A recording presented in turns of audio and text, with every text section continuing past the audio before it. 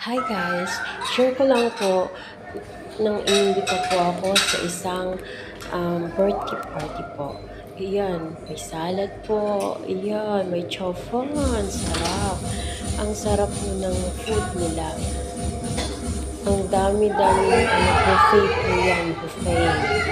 Yummy yan. Salmon. Isda. Yan, pasta. Masarap din yung pasta nila.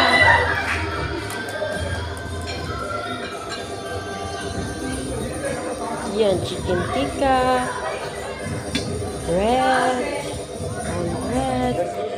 tsaka ang dami nilang sweets. Super dami ng sweets na yan. Chocolate fountain. Yan, may mga ice cream. Oh my God, may cake pa. Grabe.